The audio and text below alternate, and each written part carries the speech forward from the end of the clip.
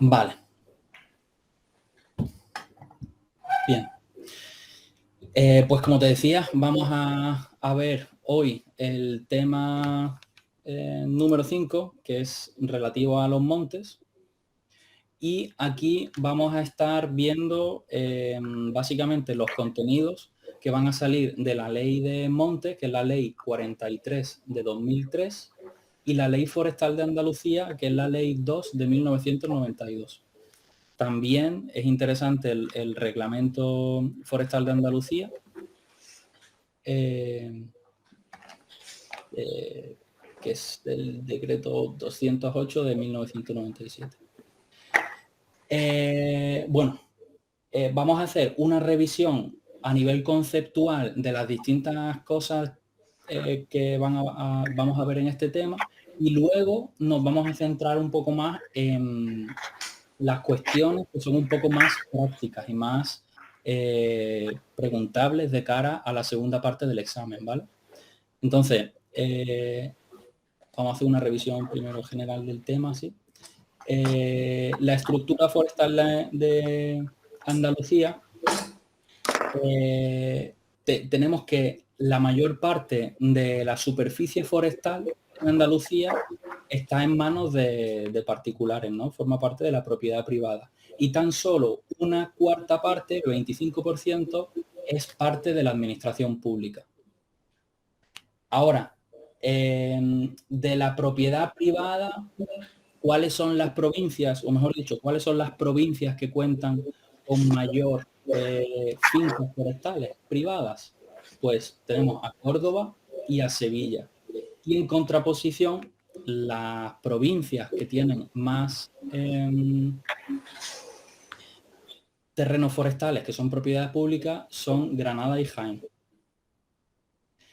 Como concepto de monte, el monte es el terreno en el que hay especies forestales, y puede ser especies forestales, tanto plantas herbáceas como matorrales, arbustos y, como no, árboles, ¿no? Que es lo más característico.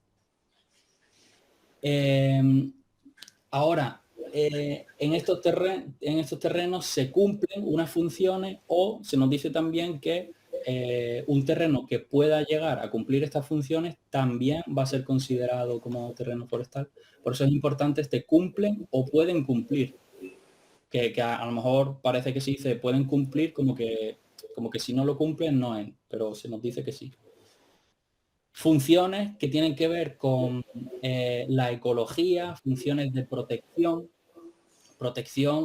tanto del suelo como de la biodiversidad, de infraestructuras, productoras por los recursos naturales que se van a estar generando, funciones culturales, porque sea que estén vinculadas al desarrollo de actividades humanas a nivel económico o cultural, por fiestas o lo que sea, a nivel de paisaje, ¿no? Esa función estética que podemos decir también que repercute positivamente de cara al desarrollo del turismo rural, turismo medioambiental, y también funciones recreativas, ¿no? Para el esparcimiento de la población. Dentro del concepto de monte es importante hacer una distinción entre lugares o elementos que se incluyen dentro del concepto de monte o de terreno forestal y los que no. Se incluyen los terrenos yermos, que están pelados, ¿no? Sin mucha vida. Se incluyen los roquedos, los arenales, que a voz de pronto no parece que fueran terrenos forestales, pero tienen esta consideración también. También las infraestructuras que dan servicios relacionados a la gestión del monte van a formar parte de los terrenos forestales, y aunque no sea propiamente un terreno forestal, se entiende que forma parte de él y se le incluye dentro del concepto. Se incluyen también terrenos que, aunque no sean forestales, esté previsto que vayan a serlo. Eso también tiene en consideración de un terreno forestal, uno que vaya a ser repoblado o que se sepa que va a tener un carácter forestal. Se van a incluir también lugares, estos enclaves que se nos dice aquí, con más de 5 hectáreas, tienen que tener más de 5 hectáreas, importante. Nos estamos refiriendo especialmente a grandes extensiones de terreno agrícola que tienen bosquetes, ¿no? Estos bosquetes, que bueno, es un terreno grande, pero hay formaciones dentro de estas grandes fincas que tienen pues especies forestales, ¿no? Y se nos dice que el enclave tiene que tener más de 5 hectáreas y dentro de esas 5 hectáreas al menos el 20% de la cubierta vegetal. La cubierta vegetal es la masa y el espacio que ocupan las plantas vistas desde arriba, ¿no? Como si fuera una vista de pájaro. Por ejemplo, un árbol tiene un tronco delgado y a lo mejor el tronco pues es chiquitito, pero toda la copa vegetal que tiene su follaje ocupa una gran extensión, ¿sí? Entonces, a eso es lo que nos estamos refiriendo con la cubierta vegetal y que como, bueno, que tiene gran importancia también por la función protectora que veníamos diciendo anteriormente, porque, por ejemplo, cuando estamos pretendiendo que la cubierta vegetal proteja el suelo de la erosión, uno de los casos, por ejemplo, es que llueve muy fuerte y la lluvia arrastra los sedimentos, ¿no? La tierra se la lleva. Entonces la cubierta vegetal hace como de escudo y protege contra esas gotas de agua fuertes, especialmente nosotros aquí en Andalucía, ¿no? Las lluvias torrenciales, le da una cobertura vegetal, una protección y bueno, entonces se nos viene a decir esa cobertura vegetal tiene que ser mínimo del 20% si es arbolado, que tiene como más valor, o del 50% de matorral, enclaves con más de 5 hectáreas, con esos mínimos. Y también se van a incluir dentro del concepto de terreno forestal, terrenos agrícolas que se hayan abandonado, siempre y cuando cumplan con alguna de estas funciones que veníamos diciendo anteriormente, y además de cumplir con esta función, ya sea que haya pasado un año estando abandonado y que el titular diga, bueno, ha pasado un año estando abandonado y yo solicito que me lo reconozcan como forestal. Entonces, pues se reconoce. O si han pasado 10 años abandonados, aunque tú no lo hayas solicitado, pues como que adquiere este carácter, porque se entiende que en ese plazo de 10 años ya se ha podido desarrollar pues como poco un buen porcentaje de especies herbáceas y de matorral, ¿no? Forestales más agrestres y silvestres. Entonces estos son elementos que se incluyen dentro del concepto de terreno forestal o de monte. No se incluyen, por otro lado, los cultivos agrícolas, con la excepción del enclave que estábamos viendo. Tampoco un terreno urbano o cualquier terreno que ya sea excluido por la normativa forestal o la normativa urbanística. Si está excluido, pues no cabe, ¿no? Dentro de ese concepto. Los cultivos ornamentales, estas plantas de paisajismo así, no se consideran como forestales y tampoco un vivero forestal. Por más que tenga muchas especies forestales, no entra dentro del concepto.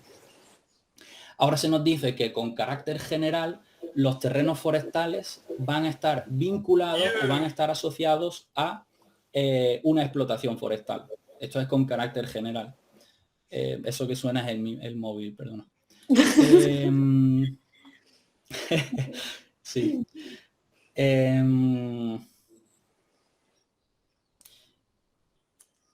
Entonces,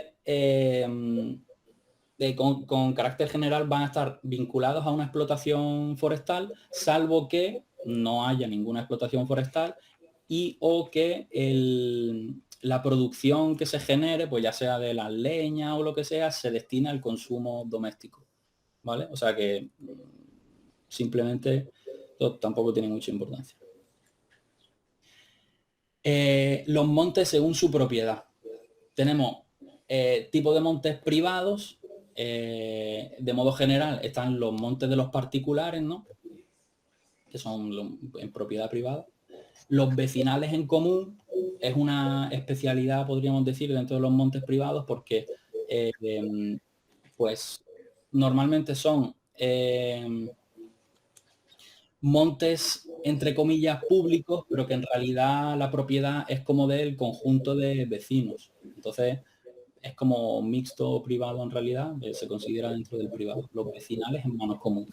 Y su aprovechamiento, pues, corresponde a la comunidad, ¿no?, de vecinos que tiene esa propiedad en algunos ayuntamientos, en algunos municipios.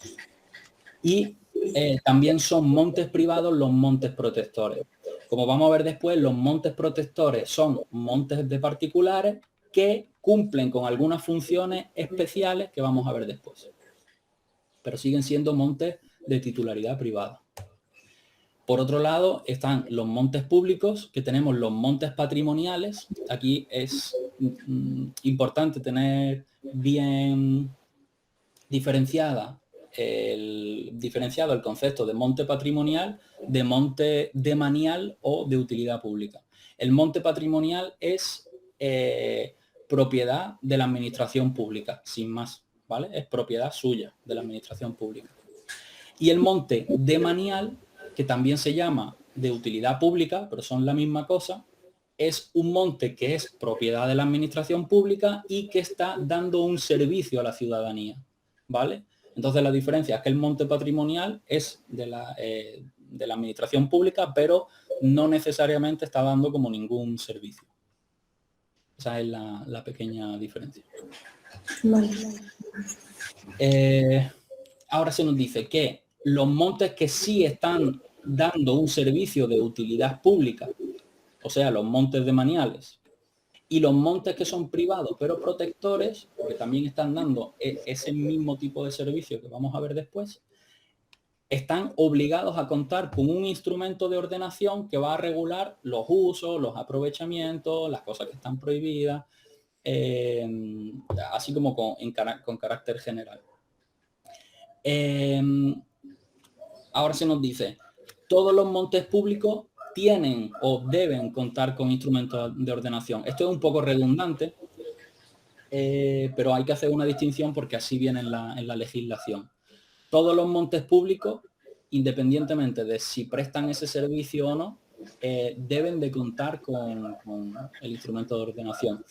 Pero solo los demaniales, textualmente, están obligados, ¿vale? Esto es, la verdad que es una estupidez, porque podríamos como incluirlos todos en el mismo saco y no hacer esta distinción que es una tontería, ¿no? Están obligados o deben. Es lo mismo, pero pues si te hacen una pregunta textualmente con la palabra obligado o deben, pueden hacerlo, pues no es lo mismo uno que otro. No sé si me sigues a dónde quiero llegar. Sí, vale, está bien. Vale.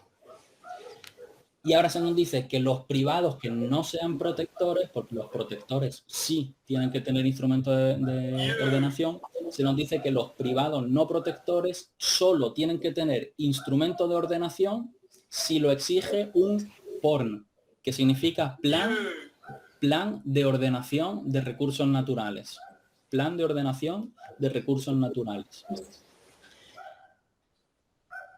Y esto es con carácter general. Luego, cuando veamos el tema de los aprovechamientos forestales, realmente vamos a ver que todo monte privado que quiera realizar su aprovechamiento va a tener que tener un instrumento también, ¿vale? Por eso ya es más centrado en el aprovechamiento forestal. Ahora, aquí solamente estamos hablando del monte en general, sin necesidad de aprovechamiento ni nada.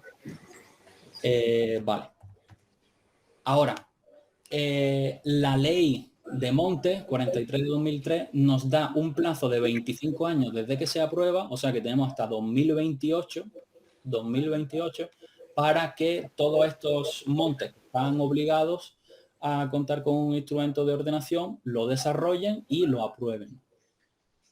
Muy bien. Normas que son comunes a todos los montes con carácter general. Como vas a ver, son cosas muy básicas. En todos los montes hay una serie de obligaciones generales. que son, por ejemplo, cumplir con las instrucciones de la conservación de los suelos, que las va a publicar la consejería.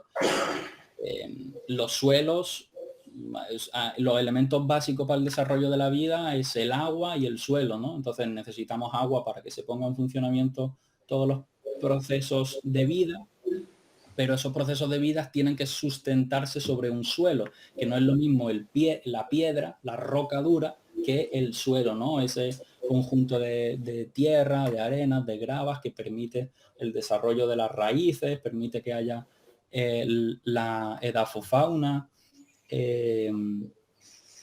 y todos los procesos ecológicos, ¿no? Salen de la tierra. Entonces es importante cumplir con las instrucciones de conservación. Bueno, voy a quitarle el internet. Cumplir con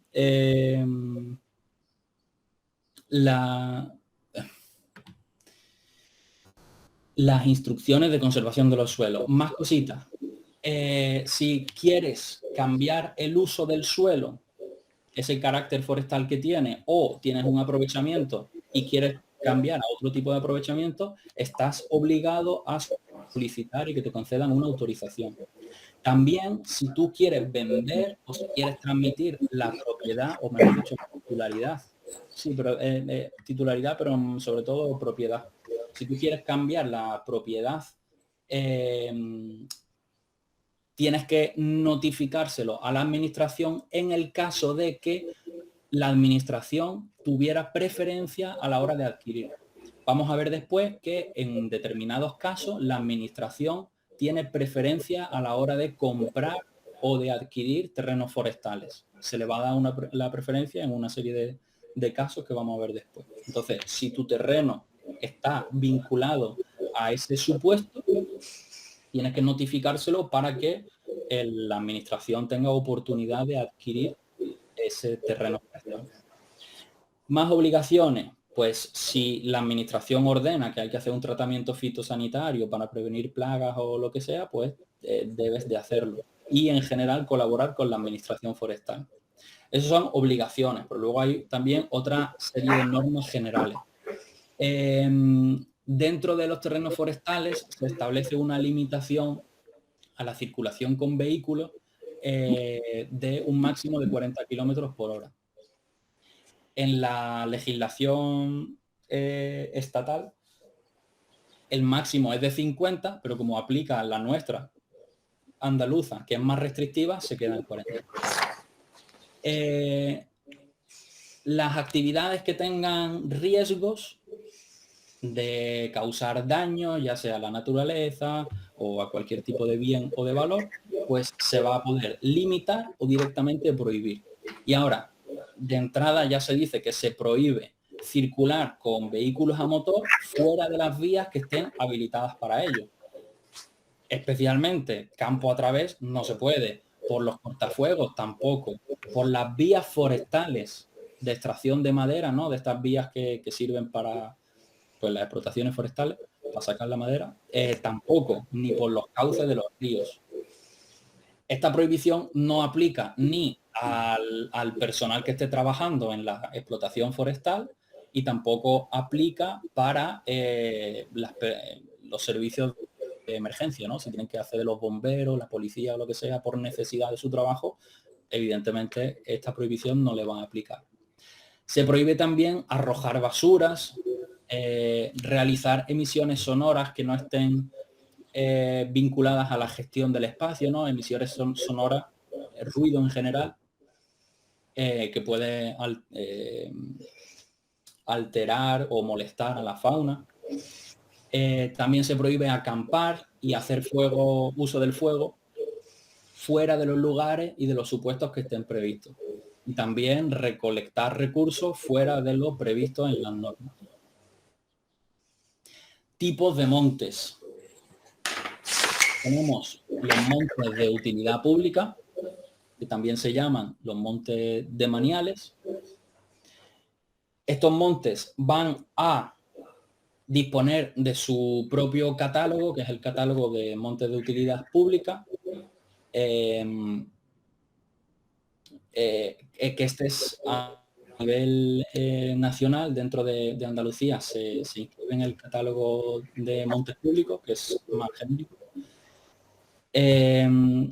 Y estos montes que son públicos y que ofrecen una serie de servicios que vamos a ver a continuación, estos montes pueden optar a un fondo de mejora, ¿vale? Hay una parte de los presupuestos se destina para este fondo de mejoras y lo que posibilita es que si ese monte que está prestando un servicio genera unos por el aprovechamiento de sus recursos forestales, al final del año se hace una evaluación de cuánto dinero ha generado. Ha generado X, vale. Pues como mínimo el 15% de lo que haya generado de ese valor se le va a poder dar a la persona que sea propietaria, al ayuntamiento, a la entidad pública que sea propietaria de este terreno, para que mejore el monte con actuaciones de conservación de la naturaleza, de estabilización de taludes, de retención de las aguas, cualquier cosa que mejore en definitiva las funciones que viene desempeñando o que puede desempeñar. En los montes de maniales, en estos montes de utilidad pública, tanto los usos como las actividades van a necesitar autorización. Los montes protectores, estos montes privados que veíamos antes, son prácticamente como los montes de utilidad pública, pero son de propiedad privada. Los declara la comunidad autónoma y para esa declaración hay un procedimiento en el que tanto la administración local correspondiente al donde esté ese terreno y tanto al propietario de ese terreno van a poder participar dentro del procedimiento para expresarse y decir, pues oye, a mí esto me parece así o me parece asado. Estos montes también se van a incluir en un registro, que es el Registro Nacional de Montes Protectores, y se nos dice que los usos y actividades van a ser de acuerdo a los instrumentos de ordenación que tienen que tener, ¿no? Veíamos que es obligatorio para los montes protectores disponer de este instrumento que regule los usos y actividades y por tanto van a ser conformes a este instrumento. Ahora, sobre los montes protectores se pueden establecer limitaciones. Si se declara que un monte privado va a ser protector porque se quiere proteger determinada infraestructura o se quiere proteger algún elemento de algún valor ambiental, se pueden establecer limitaciones. La administración puede decir, mira, para que este monte cumpla esta función, tú no vas a poder utilizar los recursos naturales que tiene porque los queremos para X o queremos que se quede así por Y, lo que sea.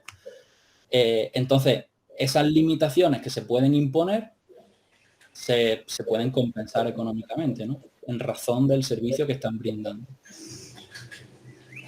Vale. Y los montes afectados también podríamos entender que son montes de utilidad pública, pero cuando hablamos de monte de manial y monte de utilidad pública nos estamos refiriendo con carácter general a servicios que tienen que ver con lo medioambiental. Eso es por un lado. Cuando estamos hablando de montes afectados, también están dando un servicio, pero no necesariamente es un servicio medioambiental. Por ejemplo, un monte puede estar afectado por la administración de infraestructura porque necesita sí o sí, es de interés general, necesita hacer una línea eléctrica para llevarle electricidad a un pueblo o a lo que sea, ¿no? Sería un caso. O que hace falta hacer una carretera o lo que sea. Es una cosa que puede ir un poco en contra de la conservación de la naturaleza, pero por interés general es necesario y se hace. Entonces, se nos dice que parte o todo el monte puede quedar afectado. Entonces, si tú quieres realizar un uso o un aprovechamiento dentro de este monte afectado, dice, vaya, pensaba que venía aquí. Si tú quieres usar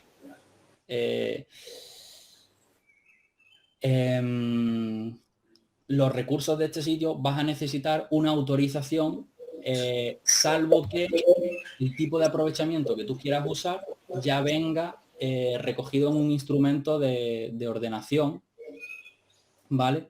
Y que ese instrumento de ordenación tenga, por así decirlo, el visto bueno de la administración afectando este monte. Es decir, si la administración competente en tema de carreteras hace una carretera por allí y tú quieres hacer un aprovechamiento de las maderas de ese monte en esa zona, en principio vas a necesitar autorización, a no ser que el instrumento que regula los usos y aprovechamientos en ese monte contemple que ya tú puedas hacer ese tipo de uso y que la administración de las carreteras diga, oye, mira, pues sí, yo no tengo ningún problema y doy el visto bueno. En ese caso no sería necesario, ¿vale? Y bueno, lo que tenemos por aquí. El proceso de afectar o desafectar un monte va a ser instruido, ¿no? Ese procedimiento de tramitación lo va a hacer la consejería, las personas de la consejería, y quien aprueba la afectación y la desafectación es el acuerdo del Consejo de Gobierno. Y esto es interesante. ¿Me sabrías decir por qué no lo aprueba directamente la consejería y por qué lo aprueba el Consejo de Gobierno? Vale. La consejería tiene materias medioambientales, ¿no? Es como su competencia así genérica, la nuestra. Entonces, su ámbito de actuación está limitado a este sector. Por otro lado, el Consejo de Gobierno lo que hace es reunir a todos los consejeros. Es un órgano colegiado en el que se reúnen los consejeros con las distintas materias. Como la afectación de un monte implica las competencias medioambientales por un lado, pero pues de pronto puede incluir también las de infraestructura, que es de otra consejería, y pues así, como son varias consejerías que pueden participar en esta afectación del monte, pues la competencia no es de uno de ellos, es de el órgano más superior que engloba a las distintas consejerías, ¿vale? Y normalmente quien firma este tipo de acuerdos es el consejero competente en materia de presidencia, que suele ser el vicepresidente también. Vale, más cositas. ¿Cuáles son esos servicios de utilidad pública en los montes públicos o en los montes protectores? Vale. Pues esos servicios son la protección del suelo contra la erosión, la protección en las cabeceras de las cuencas hidrográficas, también contra la erosión o a nivel genérico de su masa forestal, que es importante que permanezca ahí. De hecho, no sé si sabes que las masas forestales, la vegetación en general, va emitiendo una humedad, absorben agua por las raíces, pero también respiran y emiten humedad. Entonces, esa humedad, cuando sube para arriba y se enfría, lo que hace es llover. Entonces, de alguna manera también, mientras más, paradójicamente, mientras más especies vegetales haya, de alguna manera está contribuyendo a que llueva más por esa exudación. Vale. También otro de los servicios que puede ser habilitante para esta condición de utilidad pública de manial o protectora es la protección contra los desprendimientos, ¿no? En carreteras o desprendimientos de tierra en general que puedan llegar incluso a aterrar o colmatar los embalses, ¿no? Un embalse tiene capacidad para retener agua siempre y cuando esté vacío. Si lo llenas de tierra, pues la capacidad de tener agua el embalse pues se reduce. También protección a cultivos o incluso infraestructuras respecto del viento, conservación de la biodiversidad. Dice que también se incluyen los terrenos a ser repoblados con fines de protección. Es decir, como habíamos visto anteriormente, si sabemos que un terreno va, aunque todavía no lo sea, si sabemos que en el futuro va a cumplir una serie de funciones protectoras, pues directamente también ya como que lo metemos dentro del saco. Y otros que se establezcan. Adquisición pública de montes. ¿De qué manera la administración, a nivel general, adquiere los montes? Pues bien sea comprándolo de manera directa o normal o con preferencia. Esta preferencia la vamos a ver después. Es lo que veníamos diciendo anteriormente, que hay una serie de supuestos en los que se da preferencia a la administración.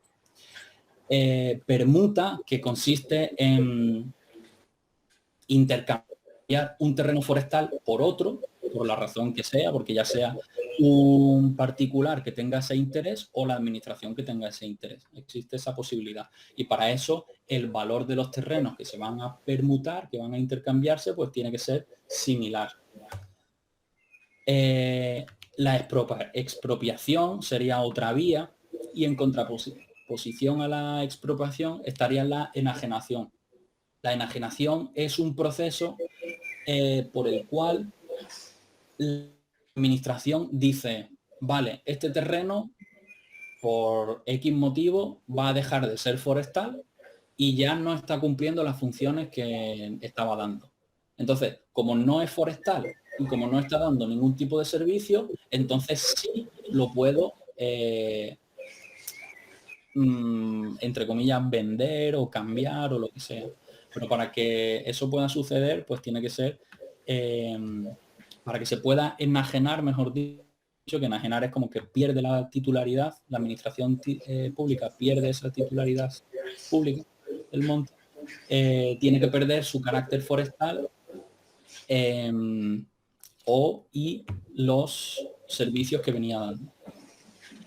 Otras vías, pues porque haya una donación, por herencia, u otras que estén admitidas por derecho. Ahora, siempre que se plantee la posibilidad de comprar, ¿se va a comprar? Pues no.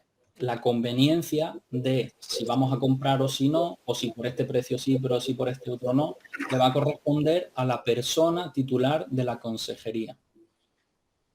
La consejera. Bueno, la verdad, ahora mismo no sé si es un consejero o consejera, pero yo le digo consejera.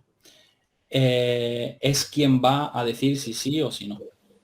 Quien se pronuncia sobre esa conveniencia. Ahora, otra cuestión es que existe la posibilidad de que las personas vayan poniendo sus estaquitas y vayan como ampliando sus terrenos, ¿no? A lo mejor mi terreno es este, pero voy abriéndolo por aquí. Y si nadie se entera y pasa el tiempo, pues he hecho mi terreno más grande, ¿no? Eso sucede. Entonces, la investigación para recuperar los montes es una cosa que también se hace, no solamente con los montes, también con las vías pecuarias, con los cauces de los ríos. Son dominios públicos que como gente de medio ambiente también damos parte en caso de que seamos conscientes de que se esté teniendo lugar alguna situación de esta, pues la consejería hace este proceso de investigación y recuperación de los montes. Catálogo de montes públicos de Andalucía. Rápidamente, está aprobado por la orden 23 de febrero de 2012. La inclusión de un monte dentro de este catálogo de montes públicos la va a realizar la persona titular, la persona consejera, ¿no? La persona titular de la consejería. Y desde que se hace una solicitud, el plazo para aprobarse es de 1 año y si no se responde, se entiende estimada por silencio positivo. La exclusión para sacar fuera del catálogo un monte público es similar, pero al revés. También lo hace la consejera en el plazo de 1 año, pero en este caso el silencio va a ser negativo. O sea que incluirlo, podríamos decir que es más fácil que excluirlo. Excluirlo con facilidad te dicen que no. Ahora, ¿qué haría falta para poder excluir el monte público del catálogo? Pues lo que veníamos diciendo antes. Solo cuando haya dejado de ser público o cuando ya no se califique como forestal. La política forestal española. Básicamente hay un documento que es la Estrategia Forestal Española, que es el marco de referencia a través del cual la política se va a desarrollar. Entonces, podemos decir que la estrategia es como más genérica, sienta los principios, sienta las bases, y luego se va a desarrollar el Plan Forestal Español, que ya podríamos decir que va más a lo concreto. Y el Plan Forestal Español, ese instrumento de planificación, se va a estar proyectando para periodos de 10 años. 10 años, 10 años, 10 años. Por periodo de 10 años se hacen los planes forestales y va un poco en línea con esos ciclos que se estima como que son ciclos buenos, como para que haya sucesiones en las distintas etapas de crecimiento del monte. ¿No? Como veíamos anteriormente, si pasaban 10 años en un terreno agrícola abandonado, ya lo podríamos incluir como forestal, porque en ese plazo de tiempo, pues, se podría haber desarrollado una vida silvestre. No ha sido tan grave. Y por otro lado, el Consejo Forestal Nacional lo que hace es el grupo de personas que, o sea, es el órgano de participación, ¿no? Donde van a estar distintas administraciones y también entidades sociales que gestionan intereses relacionados con la conservación y especialmente con el ámbito de la gestión forestal. También incluso las empresas, sindicatos y todo eso. Vale, ahora vamos a ver algunas cuestiones generales con respecto a la gestión de los montes. La integridad de los ecosistemas debe tenerse en cuenta para hacer un uso sostenible del monte. Como veíamos al principio en el Estatuto de Autonomía, en la Constitución, la sostenibilidad es un principio básico y fundamental y debemos llevarla al conjunto de los ecosistemas, entendiéndolo de una manera holística y de una manera integral. Dentro de esta integridad y de esta conservación se le va a dar preferencia a las especies que son propias nuestras, autóctonas, a las especies que tengan funciones protectoras y, cómo no, a las especies que de alguna manera están sometidas a un régimen de protección especial. Ahora, ¿qué pasa con aquellos terrenos que están sufriendo procesos de erosión o desertificación graves? Importante la palabra graves. Pues se deben de tomar medidas conducentes a su recuperación y a su conservación. Creo que ya había mencionado anteriormente la diferencia entre desertificación y desertización. Tampoco es como muy importante, pero me tomo el tiempo para recordarlo, por si fuera de interés en el futuro. La desertización sucede de manera natural y la desertificación es la que sucede impulsada de alguna manera por la actuación del hombre, ¿no? Ese proceso de pérdida de humedad, pérdida de capacidad de generación de vida y al fin de cuentas, pues ese proceso de convertirse en un desierto sin vida. Vale. Más cositas. Se nos dice que las plantaciones forestales con especies de crecimiento se van a poder realizar, sí, pero solamente en terrenos agrícolas marginales o que tienen un escaso valor ecológico. Entonces, como que estas especies también como que consumen más agua y bueno, entonces como que estamos diciendo, si de alguna manera puede perjudicar un poco más este tipo de plantación al ecosistema, la vamos a permitir, pero solamente en estos espacios que de por sí ya no, como que no tienen tanto valor ecológico, ¿vale? Estas plantaciones con especies de crecimiento rápido. Para ello se debe de justificar también que tiene una rentabilidad social y económica, ¿no? Se dice social también porque se entiende que las explotaciones o la actividad forestal contribuye a generar empleo dentro de las zonas rurales, y eso es de interés social también.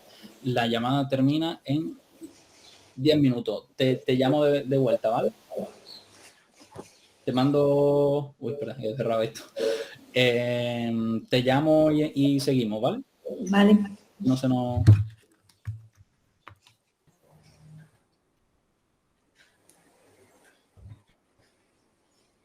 Vale. Más cositas. La agrupación de los montes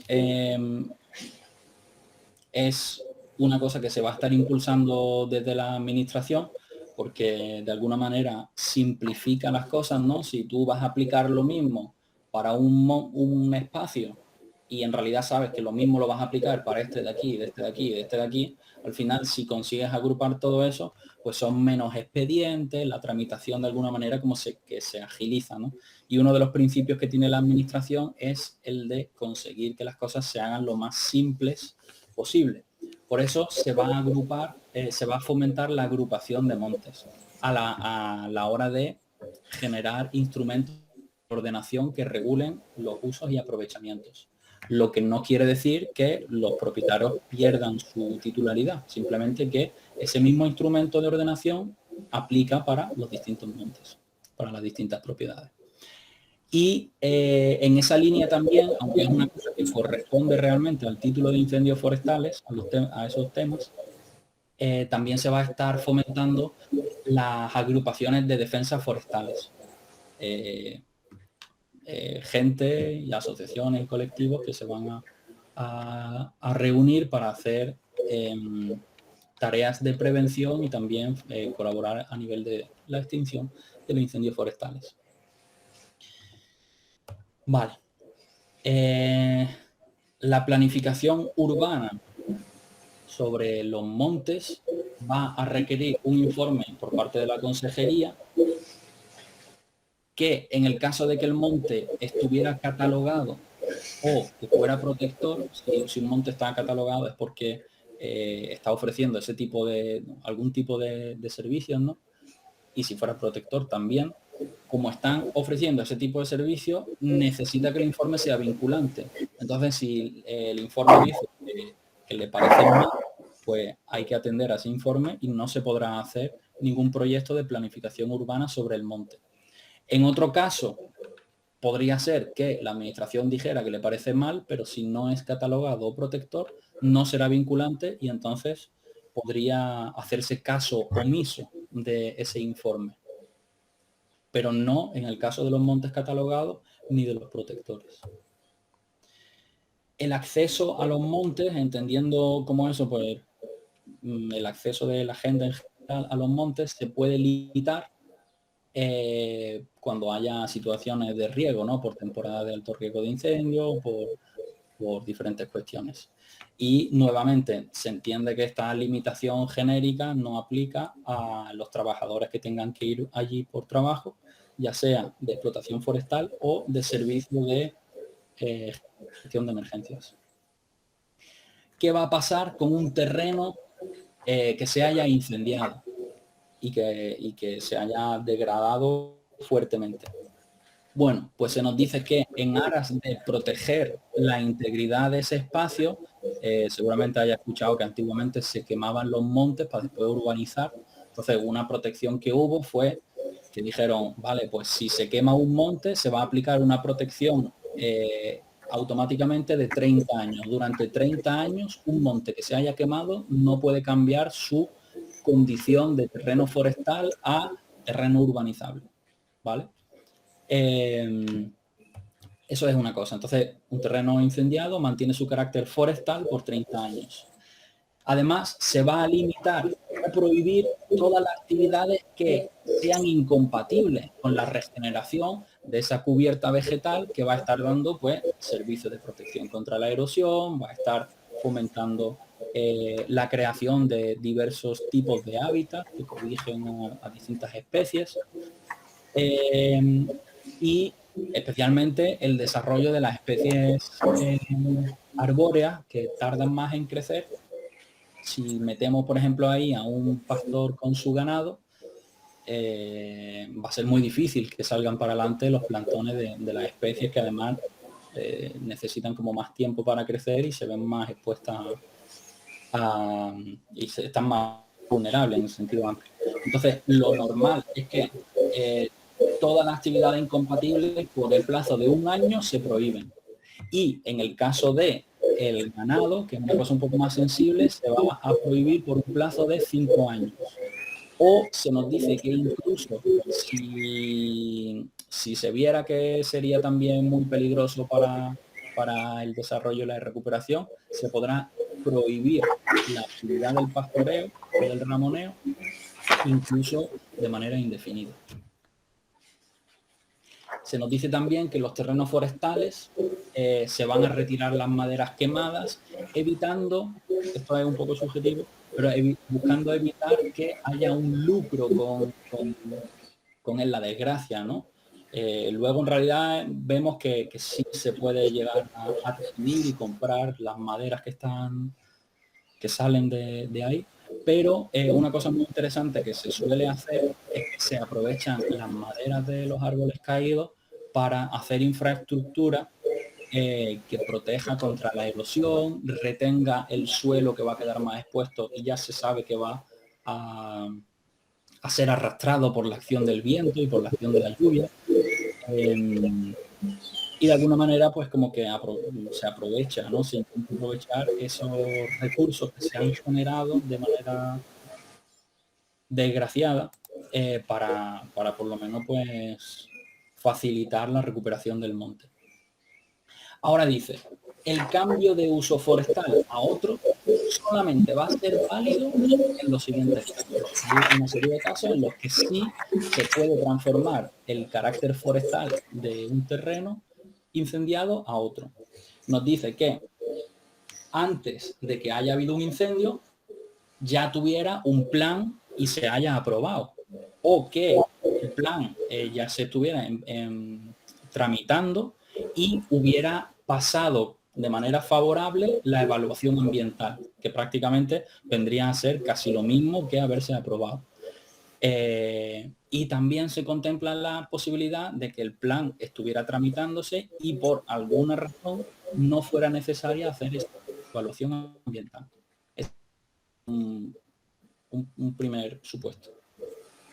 El otro supuesto es que haya una directriz de política agroforestal que contemple que un terreno forestal no arbolado y en estado de abandono se tiene que partir de una directriz que vaya a fomentar el desarrollo de actividades agrícolas o agropecuarias en general sobre terrenos no arbolados y que ya estuvieran como en un estado de abandono.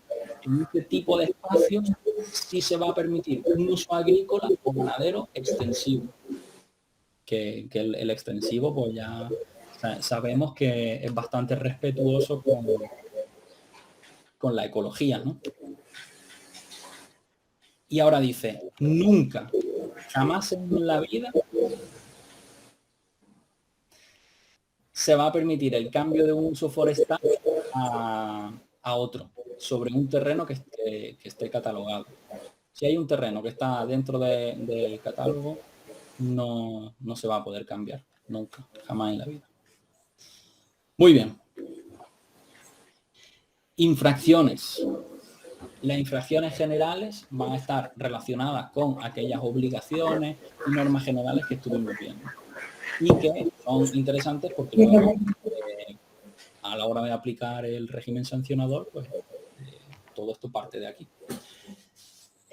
Infracciones generales, pues todo lo que tiene que ver con incumplir las normas sobre la conservación, ya sea de los ecosistemas, del suelo, o las normas que se aplican para defender los bosques contra los incendios, las plagas forestales. Si tú incumples normas sobre estas cuestiones, estás cometiendo una infracción. También, si hay una actuación, si haces una actuación que explícitamente está prohibida, pues lo mismo. O que la realizas sin contar con la autorización necesaria. O quizás no hay una autorización necesaria, pero sí se establece la obligación, como vamos a ver después, en el tema de aprovechamientos forestales, de realizar una comunicación previa. Ahora, si tienes una autorización y estás incumpliendo las condiciones, pues también es una infracción. O si obstruyes o dificultas la inspección que esté realizando la gente de medio ambiente. O si falseas los datos. O especialmente, esto es interesante, sobre todo en el tema de vías pecuarias, tienen mayor gravedad que aquí, pero aquí también, la alteración de los hitos, mojones y señales. Aquellos elementos que sirven para delimitar el espacio, ¿no? En este caso, el terreno forestal que sea.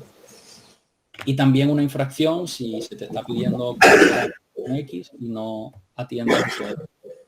¿Quiénes van a ser las personas infractoras? Pues en general van a ser los titulares de la explotación, tanto por actividades que realicen ellos mismos o por las actividades de sus trabajadores.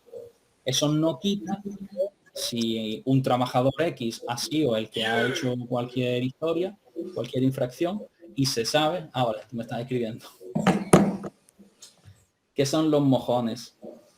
Los mojones son, lo que te venía diciendo, son señales, son elementos que se ponen sobre el terreno para marcar el lindero, las lindes del terreno forestal.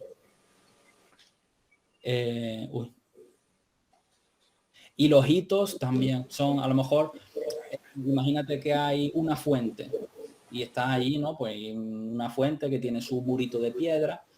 Quizás no es un mojón, no es un cúmulo de piedra, no es el típico cúmulo de piedras ese, ¿no? O no es una piedra pintada de blanco, pero como es un elemento también reseñable dentro del paisaje, se dice que es un hito. Entonces, un hito puede ser o una construcción, como puede ser una fuente, por ejemplo, o una estatua un poco más raro.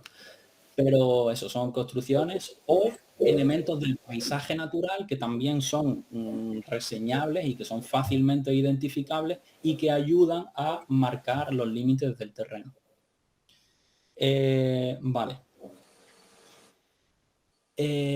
Lo de los infractores, eso. El titular de la explotación va a ser responsable de sus actos y de los de sus trabajadores, sin perjuicio de que el jefe, por así diga, no, que ha sido fulanito y yo tengo tal prueba. En general, va a ser incluso el responsable subsidiario. Lo que quiere decir que si esa persona no responde si su trabajador no responde por la infracción que ha cometido, pues va a tener que pagar el titular de la explotación. En ese caso concreto, ¿no? Luego, también serían infractores un funcionario que permitiera se realizaran infracciones o un titular de una autorización que incumpla las condiciones o un beneficiario que tenga concedido el aprovechamiento de un espacio por algún tiempo y también incumpla con las condiciones. Y bueno, esos son los infractores. Luego, como habíamos visto también en la Constitución y todo eso, se establece la obligación general de reparar el daño que se ha causado. Y una cosa muy interesante aquí es, que lo vemos en la Ley Forestal de Andalucía, la Ley 2 de 1992, es que la responsabilidad es mancomunada. Esta Ley Forestal de Andalucía tiene una serie de particularidades, especialmente en lo que tiene que ver al régimen sancionador, todo lo que tiene que ver con las infracciones y demás, y normalmente vamos a ver prácticamente todas las leyes, la responsabilidad va a ser solidaria, al 99%, va a ser solidaria. Entonces, esto llama atención porque es prácticamente la única que tiene la responsabilidad mancomunada. Cuando se dice que la responsabilidad es solidaria, lo que quiere decir es que si hay un grupo de personas que cometen esta acción, el que sea solidaria significa que una sola persona va a pagar la multa. Pobrecita. Ay, mierda. y se va a comer el marrón, una sola persona. Eso es ser solidario. está muy mal, pero así está. Sin perjuicio de que esta persona luego le pida la responsabilidad al resto de personas. Pero a nivel judicial, como que, pues así es. Y la responsabilidad mancomunada es al contrario. Si hay un grupo y no se puede determinar quién ha sido el responsable o en qué medida ha sido responsable cada uno, pues se reparte por partes iguales. Eso es mancomunada. Muy bien. Más cositas sobre el procedimiento sancionador. Lo del procedimiento sancionador, la verdad que es una cosa interesante, y cuando lleguemos en la parte del temario administrativo común, a la parte del sancionador, yo creo que interesa dedicarle un tiempo especial, porque hay una serie de cositas que son comunes o que pueden ayudar a organizar un poco todo el tema este de las sanciones, y que luego realmente tiene gran importancia para nosotros dentro del segundo examen, pero especialmente también de cara al trabajo real.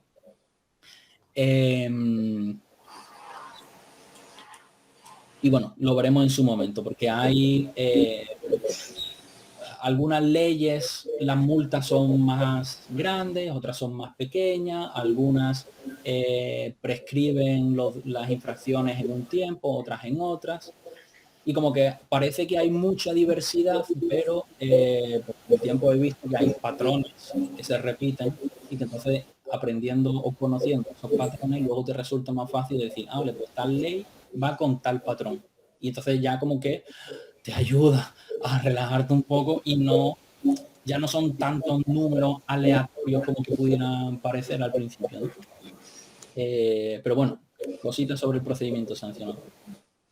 Esto es una pregunta que ha caído, tampoco tiene tanta importancia, de hecho yo ni siquiera sé muy bien a qué se refiere, lamentablemente, pero ha caído en alguna pregunta. El procedimiento sancionador, ¿vale? Es un procedimiento normal con especialidades, ¿vale? Porque hay algunos procedimientos que son procedimientos especiales, pero no, el procedimiento sancionador es un procedimiento normal que tiene especialidades, pero es uno normal, simplemente. Ahora, administrativo o penal, ¿por qué? Porque cuando cometen una infracción existe la posibilidad de que la infracción sea una infracción administrativa, y por tanto sea la administración civil la que vaya a sancionarla o la que pueda sancionarla, pero el mismo hecho podría ser que al mismo tiempo estuviera constituyendo un delito. Entonces, ¿qué es lo que pasa? Cuando ya es un delito y no es una infracción administrativa, ya quien tiene la competencia para resolver este asunto ya no es la administración civil, ya es la administración de justicia. Entonces, si hubiera delito, hay que delegarlo a la administración de justicia, y la administración de justicia ya se encarga de las penas y las multas. Ahora, ¿qué pasa si la administración de justicia dice que al final no hay un delito? Y ya está, no dice que no hay delito.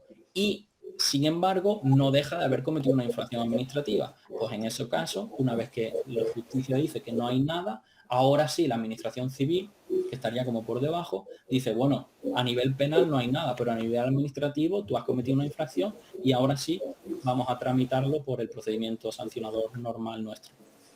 Y se le puede llegar a poner una multa, aunque no haya un delito. Vale.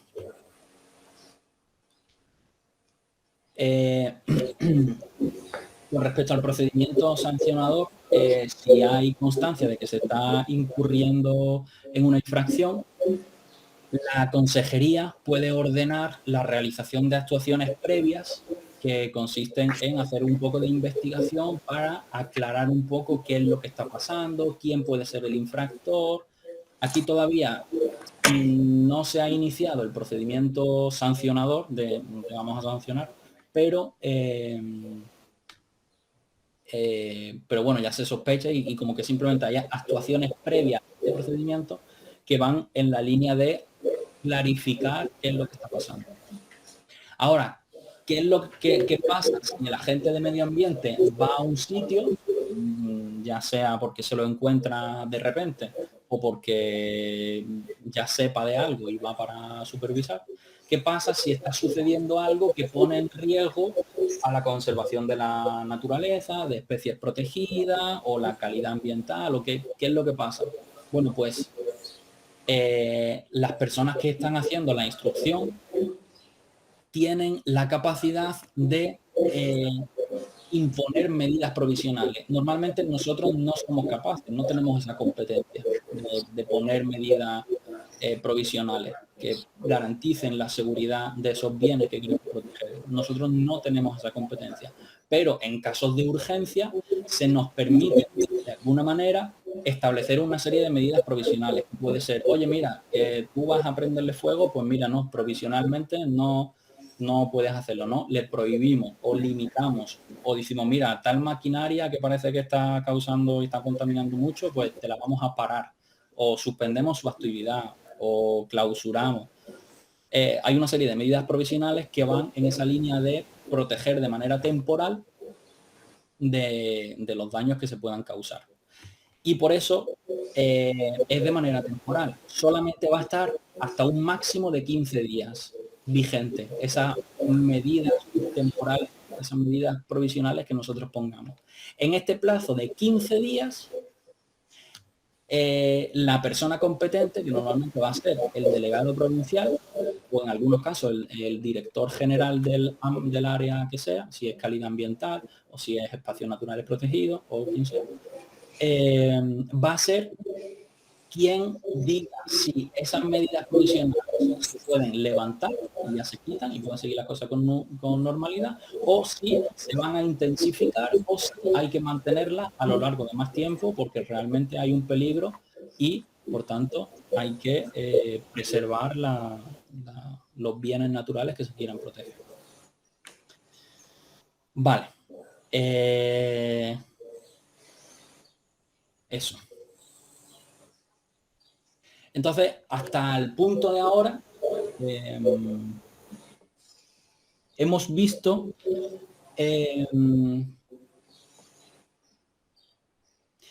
lo conceptual del tema. Algunas cosas también tienen un componente un poco así como más interesante desde el punto de vista práctico, pero todo esto ha sido conceptual. Ahora, a partir de ahora, lo que vamos a ver es contenido que es más de utilidad práctica.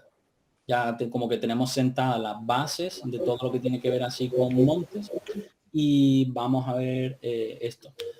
Bueno, foco práctico.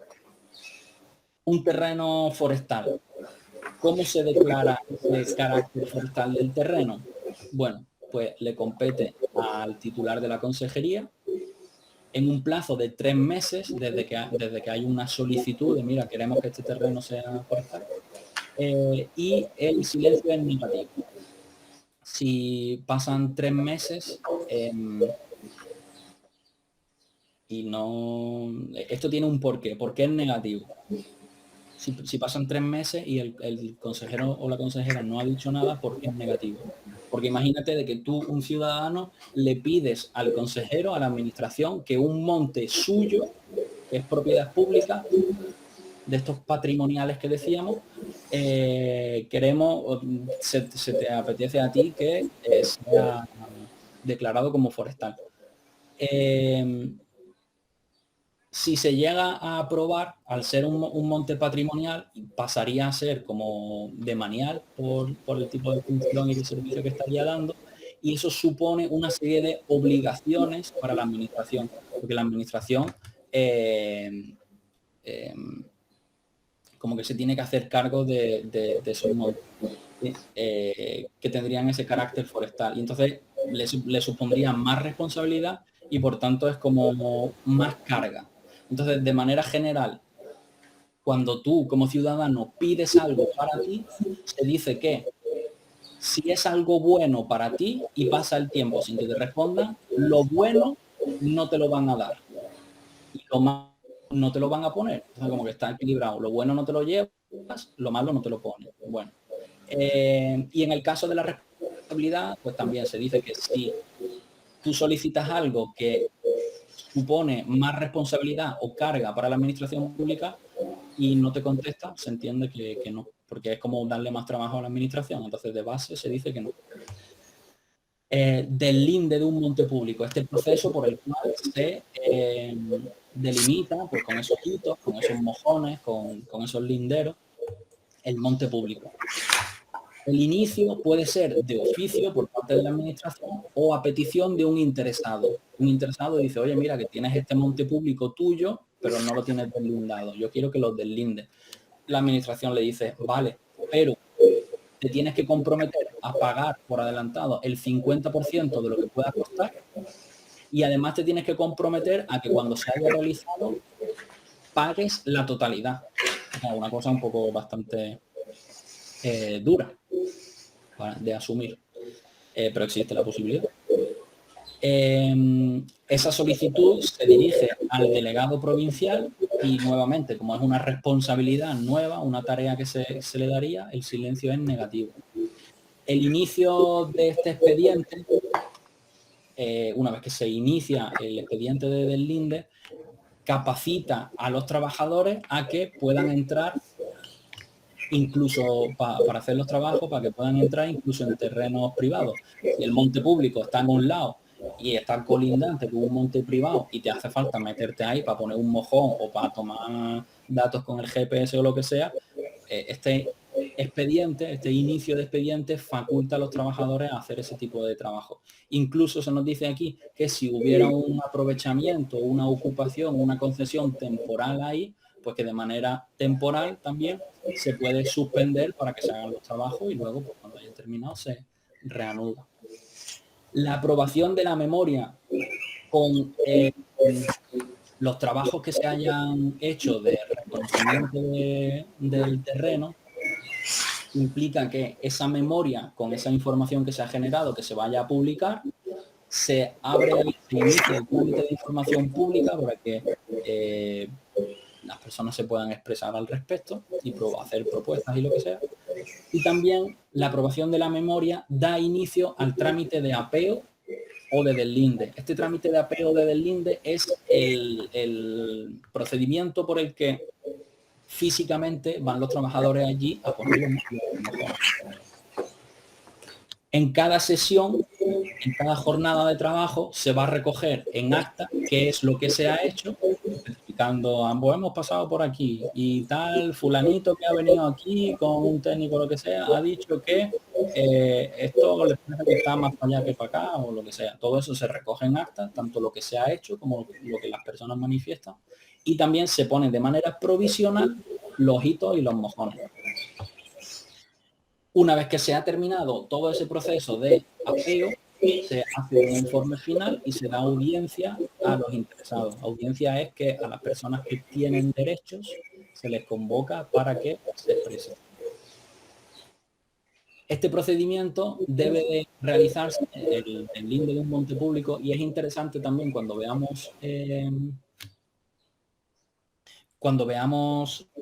el tema de vías pecuarias, que está por un lado el del linde del monte público y por otro lado el del linde de las vías pecuarias. Y hay diferencias ahí que interesa tener en cuenta. Entonces, este deslinde se tiene que hacer en un plazo máximo de 24 meses y el silencio será positivo. ¿Cuál es la explicación? ¿Por qué si antes estábamos diciendo que es negativo el inicio de este procedimiento? ¿Por qué ahora es positivo? Porque una cosa es iniciar el proyecto te va a generar un trabajo. Entonces eso es negativo. Pero si tú ya has aceptado iniciar ese trabajo, y de hecho ya se trabajo, ¿no? Porque estamos hablando de que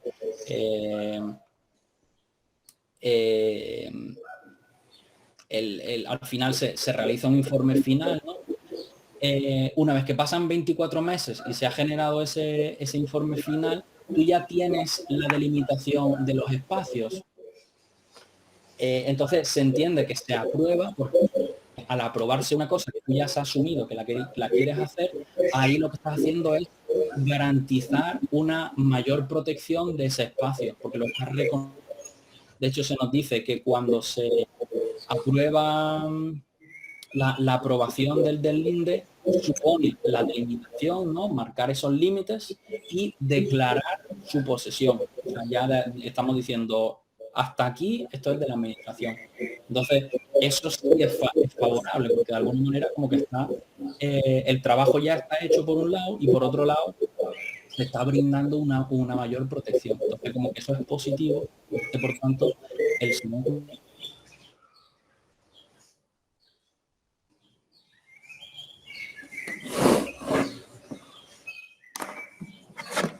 ¿Tú le has dado ley?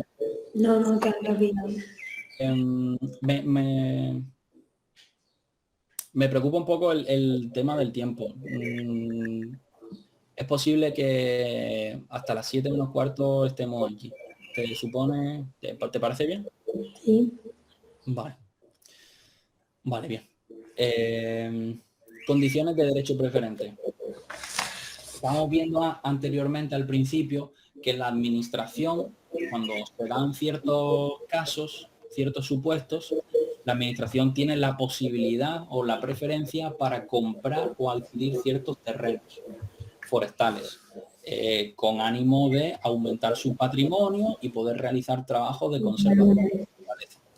Entonces, ¿cuáles son esos supuestos en los que aplica el derecho de adquisición preferente? Pues que sea una finca forestal con una superficie mayor, que no es lo mismo que igual que, o de, mayor de 250 hectáreas. Otro supuesto también es que sea una mixta fija, una finca mixta, por una parte sea forestal, por otra sea agrícola, pero se nos dice que la parte forestal tiene que seguir teniendo más de 250 hectáreas. Ese más lo que significa es que si la finca tiene 250 hectáreas, no aplica nada, porque más de... Otro supuesto, bueno, un grupo de fincas que sean parcelas distintas, pero que entre ellas hagan un grupo, y que esas fincas se nos dice que pueden estar colindantes o pueden estar separadas hasta un máximo de 500 metros entre ellas. Ahora, independientemente de si están separadas hasta 500 metros o no, ese grupo de fincas también tiene que tener una superficie que sea forestal por más de 250 hectáreas. Entonces, se repite esto de las 250, esto de más de 250 hectáreas. ¿Hay algún caso en el que se pueda adquirir una finca inferior a 250 hectáreas? Sí. Deben ser forestales, al menos en 3 de sus cuartas partes, y tienen que proceder, es una finca que estamos diciendo que es más pequeña, pero tiene que proceder de una división de alguna de las fincas de los supuestos anteriores. Entonces, si tenemos una finca pequeñita que es forestal en 3 de sus cuartas partes, que procede que procede de alguno de los supuestos anteriores, podría aplicarse también. Para ello, en la finca se ha tenido que dividir, porque es más chiquitita, y se ha tenido que dividir en los 3 años anteriores. Si una finca cumple alguno de estos de los 3 primeros, se divide, y desde que se divide pasan 3 años, y en esos 3 años, imagínate que tú eres la propietaria y la quieres vender a fulanito, pues como está en esos 3 años y anteriormente cumplía los requisitos que estábamos viendo, la administración tiene derecho a decir, bueno, tú se lo quieres vender a fulanito, pero yo tengo esta preferencia y por el mismo dinero que tú se los quieres vender, te lo voy a comprar yo, ¿no? ¿De qué manera puede la administración hacer el derecho de adquisición preferente?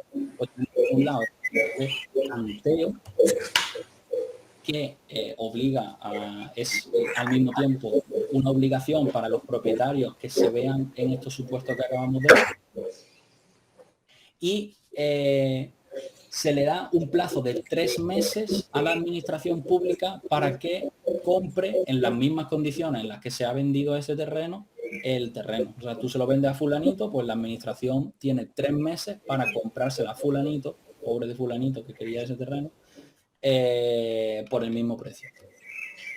Y en principio quien tiene la obligación primera de comunicar ese supuesto es la persona que lo vende, pero la persona que lo compra también tiene, o sea, se tiene que comunicar. Ahora, ¿qué pasa si ese terreno, en vez de venderse directamente, lo quieres vender en subasta? Bueno, pues en una subasta pública. ¿Qué es lo que pasa? Pues que dice que 15 días antes de la subasta se tiene que avisar a la administración y decirle, mira, hay un terreno que cumple con este supuesto, entonces que sepas que en 15 días va a haber una subasta y lo voy a vender.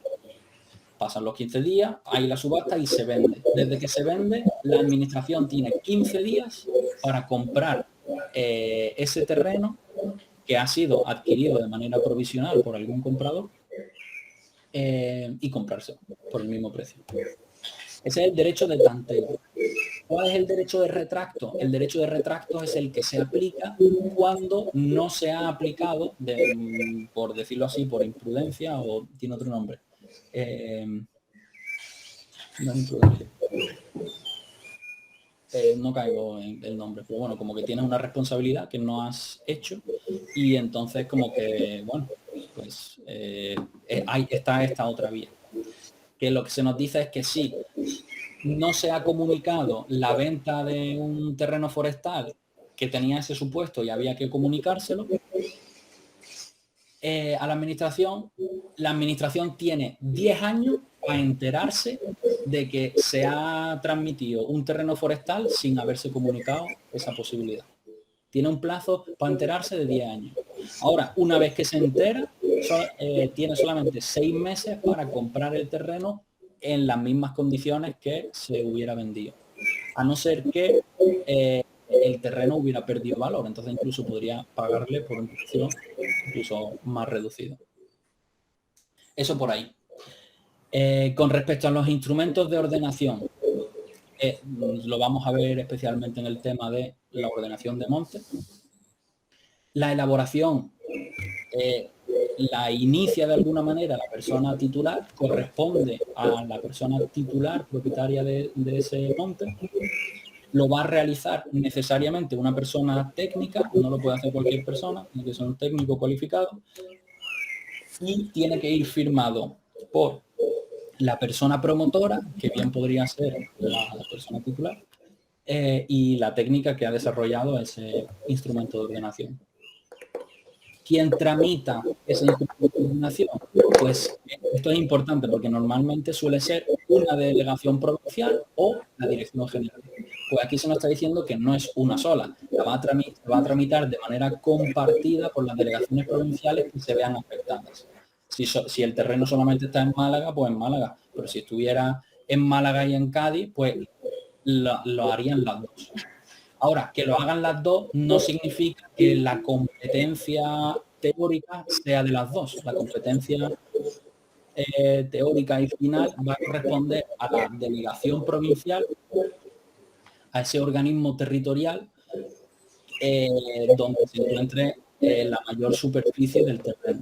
Si un poquito está en Cádiz, pero la mayor parte está en Málaga, pues le va a corresponder oficialmente a la de Málaga, aunque en realidad dice que de manera compartida. O le va a competir a la consejera en el caso de que para ese instrumento de ordenación sea necesario la participación de otras consejerías, sea necesario incorporar informes de otras consejerías, tema de infraestructura o cualquier cosa. ¿Quién aprueba el instrumento de ordenación? Pues va a ser la persona titular de la consejería en un plazo de 3 meses con silencio positivo.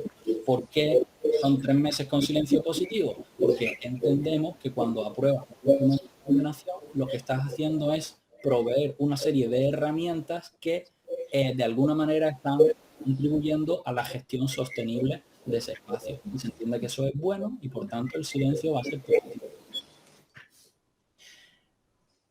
Usos y aprovechamientos del monte. En general, los usos y aprovechamientos se van a hacer conforme a los instrumentos de ordenación, conforme a las leyes y conforme al respeto al medio ambiente. Si un uso o aprovechamiento, tú tienes un instrumento de ordenación, pero hay un uso o un aprovechamiento concreto que no está contemplado, ¿vale? El instrumento de ordenación contempla qué se puede hacer y cómo hay que hacerlo, pero si tú quieres hacer algo que no está contemplado, pues dice que hay que solicitar una autorización, salvo que sea turno corto o menor cuantía. Un turno corto se refiere a una explotación forestal que se realiza en un plazo de menos de 20 años. Eso es un turno corto, menos de 20 años. O que sea de menor cuantía. De menor cuantía, un aprovechamiento de menor cuantía se refiere a una recolección de recursos que se puede considerar de uso doméstico y que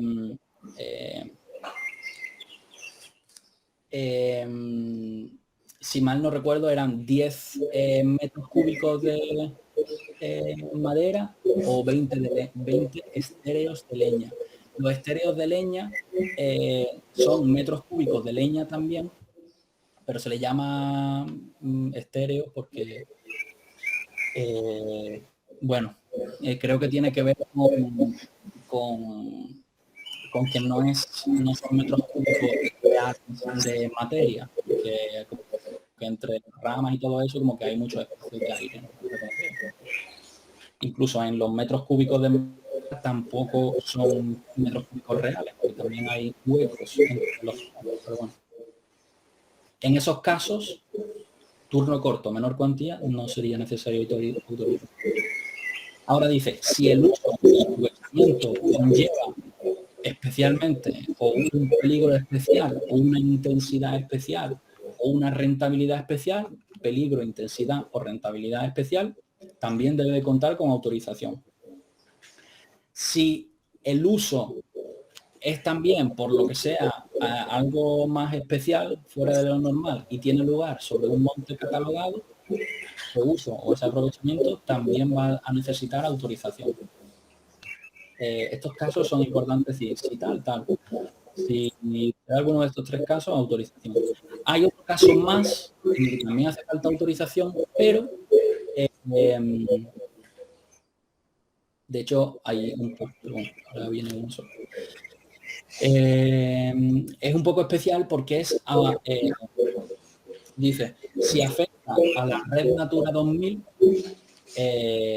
se va a someter a una autorización ambiental unificada, ¿vale? Que es un proceso ambiental de promoción ambiental diferente de estos que estamos viendo aquí y se desarrolla de otra manera diferente, es más exigente y es más fuerte, porque estamos hablando de que afecta de manera apreciable, de manera sensible a la red natura, ¿no? Estos espacios naturales protegidos que estamos queriendo proteger con mayor cuidado.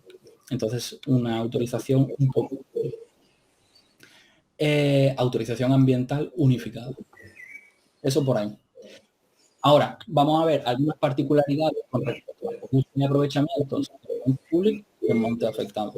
En monte público, con carácter general, los usos y aprovechamientos van a estar sujetos a licencia, concesión, adjudicación o enajenación. Licencia es que cuente con un permiso.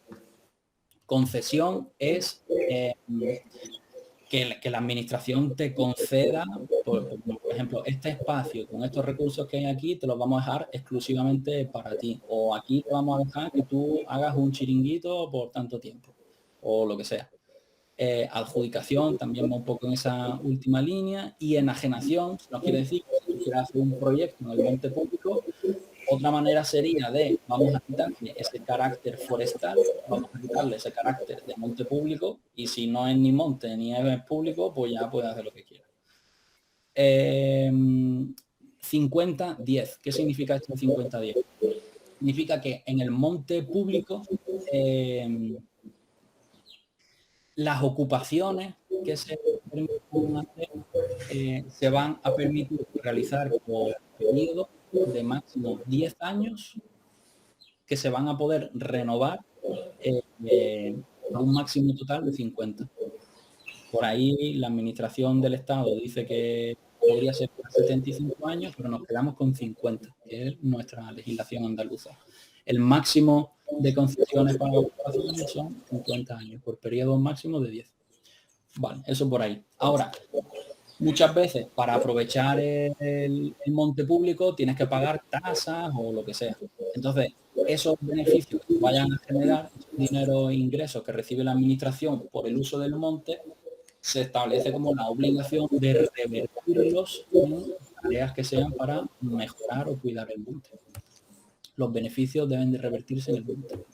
Y el monte afectado es lo que habíamos visto anteriormente, que se nos dice que va a necesitar también autorización, tipo así como las que estamos viendo en general, salvo que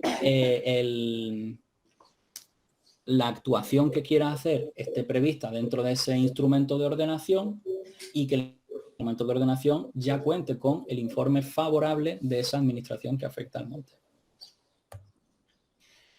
Entonces, ahora vamos a ver el procedimiento de la autorización. Bueno, sabemos que para hacer actos, todos estos actos, actuaciones de uso y aprovechamiento en el monte hace falta autorización. ¿Cuál es el procedimiento de esa autorización? Y recordamos que la autorización ambiental unificada va por otro lado, que la veremos en su momento. Estamos hablando de la autorización para el uso y aprovechamiento de montes en general. La solicitud se va a encaminar a la delegación provincial si solamente la actuación se realiza en una sola provincia, o a la dirección general si tú quieres hacer esa actuación en un terreno que repercute a diferentes provincias, a la dirección general. Yo he hecho la solicitud. ¿Cuánto tiempo tiene que pasar hasta que me permitan o no me permitan? Pues tienen que pasar 2 meses. En 2 meses me tienen que haber respondido. Si no me han respondido, pues se aplica el silencio positivo y se permite que yo haga lo que he solicitado. Hostia, ¿me van a permitir hacer cualquier cosa? ¿No hemos dicho que lo bueno que pido no me lo dan? Por prevenir, vaya a ser que tal cosa. Dice, sí, es verdad, pero por eso se nos dice aquí que se va a permitir siempre y cuando lo que tú hagas sea legal y siempre y cuando sea sobre un terreno que no se haya incendiado, ¿vale? Entonces, es positivo, aunque te están concediendo la facultad para hacer algo, y se supone que eso es algo bueno, se permite por eso, ¿no? Porque se especifica que lo que hagas debe ser legal y sobre un terreno no incendiado. Por cuánto, una vez que yo tengo el visto bueno, ¿durante cuánto tiempo puedo hacer? ¿O cuál es el plazo que tengo para hacerlo? ¿O durante cuánto tiempo puedo estar haciéndolo? Pues en general esa vigencia se establece en la autorización. Eso es lo que tú tienes que saber, que la vigencia se establece en la autorización. Ahora bien, si en la autorización no dice nada, la vigencia va a tener 1 año. Va a tener el plazo de 1 año. Y aquí hacemos en cursiva esta anotación que dice que si lo que quieres hacer el aprovechamiento de plantas aromáticas, la vigencia va a ser tan solo por 2 meses, ¿vale? Un pequeño asterisco ahí que es importante. Ocupaciones, todo lo estábamos viendo hace un momentillo. Ocupar una parte del dominio público para hacer un aprovechamiento. Dice que se permite siempre y cuando sea compatible con las condiciones del monte. Puede ser motivada por interés público de una administración o por interés particular, en cuyo caso el particular interesado debe de acreditar la necesidad que tiene de ubicarse ahí y no en otro lugar. ¿Por cuánto tiempo máximo? Pues por periodos de 10 años, renovables por sucesivos periodos al original, hasta un máximo de 50 años. O sea, que no es que sean 10, 10, 10, así hasta 50. Que si te han dado una concesión de ocupación por 7 años, pues será 7, 7, 7 hasta 50. El último año, pues ya tendrá que ajustarse. Especies forestales de crecimiento rápido. Esto lo hemos visto anteriormente. Solo se permite este tipo de plantas en terrenos agrícolas marginales o de escaso valor ecológico. y debe de justificarse, por un lado, la rentabilidad que tiene a nivel social y económico, y por otro lado, que no existen riesgos que perjudiquen al suelo o a los recursos hídricos. Muy bien. Los cambios en los terrenos forestales. Esto también es bueno, concretamente yo creo que esto es importante. De manera especial. Los cambios en los terrenos forestales. En un terreno forestal se puede cambiar de uso. Es decir, vamos a pasar de ser un terreno forestal... Uy, quedan 10 minutos, a ver si nos da tiempo a acabar. Se puede cambiar de uso, de forestal a urbano, por ejemplo. Para ello debe de justificar que no existen riesgos de degradación, como lo que hemos visto antes, ni para el suelo ni para los recursos hídricos. Y dice que cuando no haya un interés general, si tú quieres quitar ese carácter forestal y no es por un interés general de la comunidad, va a necesitar un informe favorable de la consejería. ¿Quién aprueba ese cambio de uso de forestal a lo que sea? Pues como es forestal y compete a la Consejería de Medio Ambiente, lo va a aprobar la Dirección General en plazo de 2 meses con silencio negativo, salvo que el instrumento de ordenación ya previera la posibilidad de hacer ese cambio de uso. Otra posibilidad es cambiar la cubierta. Yo tengo una cubierta vegetal de alcornoque y lo que quiero poner son encinas, porque me ha dado por ahí. Yo quiero poner pino o lo que sea. Si quiero cambiar, o matorrales o lo que sea. Si quiero cambiar la cubierta, aunque siga manteniendo el forestal, va a necesitar autorización. Se considera un cambio de cubierta que es sustancial cuando afecta a la especie principal que está ocupando la mayor parte del terreno. Cuando afecta a la especie que ocupa la mayor parte del terreno, se considera sustancial. La aprobación, lo mismo que antes. Le corresponde a la Dirección General en plazo de 2 meses con silencio negativo. Reforestación. Entendemos que también hay un cambio. Si tenemos un lugar que queremos repoblar o porque había un incendio forestal y también es necesario, lo que sea, ahí hay un cambio sustancial. Requiere una autorización, un proyecto de repoblación o un plan técnico. Un plan técnico o un proyecto de repoblación que prevea cómo se va a hacer esa reforestación. Y siguiendo un poco la línea de antes, la aprobación corresponde a la Dirección General en plazo de 2 meses con silencio negativo, salvo que estuviera prevista en el instrumento de ordenación. Entonces, es interesante saber que el cambio de uso, el cambio de cubierta y la reforestación, necesita ese plan propio, son cambios sobre los terrenos forestales que los aprueba todo la Dirección General en plazo de 2 meses con silencio negativo. Ahora dice, el cambio de uso podría estar sometido a un instrumento de prevención ambiental como el que habíamos visto anteriormente respecto de actuaciones que afectaran a espacios naturales protegidos de la Red Natura 2000. ¿Cuáles son? Lo vamos a ver rápidamente. Si en general esto es autorización ambiental unificada, y esto es autorización ambiental unificada y tiene un asterisco porque es un procedimiento simplificado, ¿vale? Que resulta más sencillo de conseguir y de tramitar. Si tú quieres cambiar el uso del terreno forestal a partir de 50 hectáreas, se te va a pedir una autorización ambiental unificada, ¿vale? Que ya es un procedimiento distinto al que hemos visto anteriormente. Este cuadro lo tienes en el tema 19 de como anexo, ¿vale? Si quieres ponte un asterisco ahí y apunto. Porque es interesante hacer esa relación de contenido. Sí. En general, un cambio de uso a partir de las 50 hectáreas hacia arriba, autorización ambiental. Si vas a hacer una tala, y esa tala tiene un cambio de uso, también autorización ambiental. Si vas a hacer una corta de arbolado desordenado con más de 20 hectáreas, también.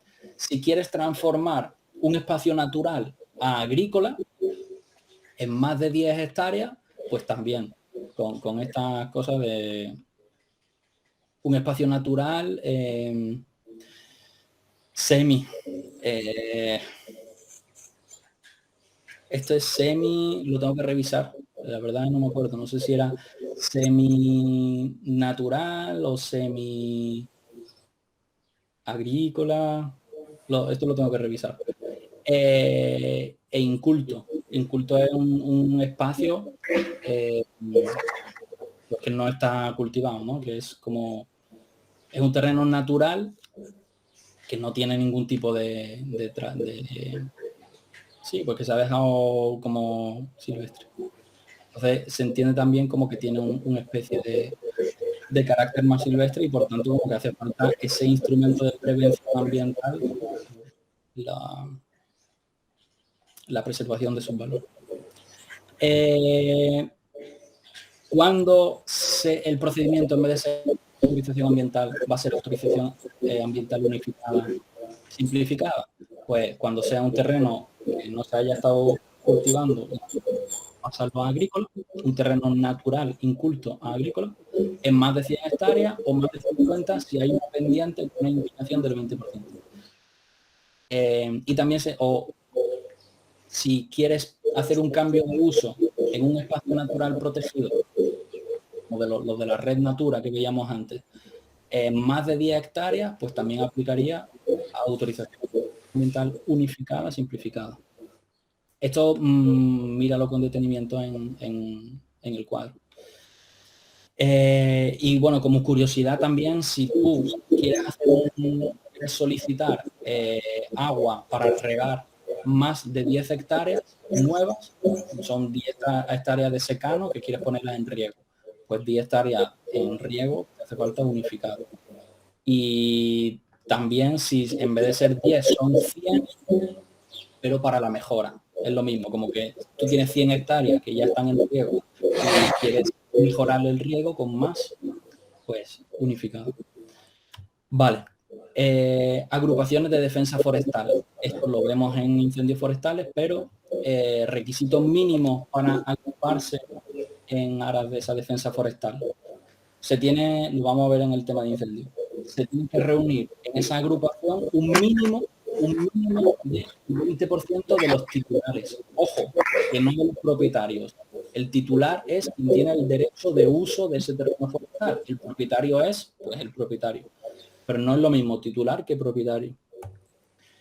O si no alcanza a reunirse un 20% de los titulares de los derechos forestales del ámbito correspondiente, pues se tiene que reunir al menos el 30% de la superficie forestal del ámbito en el cual vaya a trabajar esta agrupación de defensa forestal. Solamente para que vaya sonando el 20% de los titulares y el 30% de la superficie. En 2 minutos no, ya quedan nada, pero en 2 minutos no me da tiempo a verlo todo. Calificación. Las calificaciones vamos a... Vaya. Ya estamos por aquí. El régimen sancionador que vamos a estar viendo aquí ahora es el de la ley forestal andaluza, ¿vale? Que es un poco más especial. Ya lo veremos en comparación con otras. Es un poco más especial, entre otras cosas, porque tiene la calificación de una infracción como especialmente grave. En general, el régimen sancionador, las infracciones son leves, graves y muy graves. Y ya está. Hay 3 tipos de gravedad. Esta incluye una extraordinaria que es especialmente grave, ¿vale? Es otra particularidad. Una infracción va a ser especialmente grave cuando se hagan daños que afecten a más de 2 hectáreas de manera irrecuperable, que no se puedan recuperar. O a más de 2 hectáreas que se recuperen, pero que necesiten un paso del tiempo de 40 años para recuperarse. Especialmente graves. Muy grave, más de media hectárea irrecuperable, o más de 2 hectáreas, ¿vale? Aquí era igual al principio, aquí ya hay una distinción. Más de 2 hectáreas recuperables en plazo de 20 años. Vale, una cosilla que me interesaba también con respecto a esta diferenciación, que es como un punto nexo que hay que tener en consideración, es que las infracciones, los daños que se hagan a más de 2 hectáreas, pero que se puedan recuperar, hay una diferencia en cuanto a los años, ¿vale?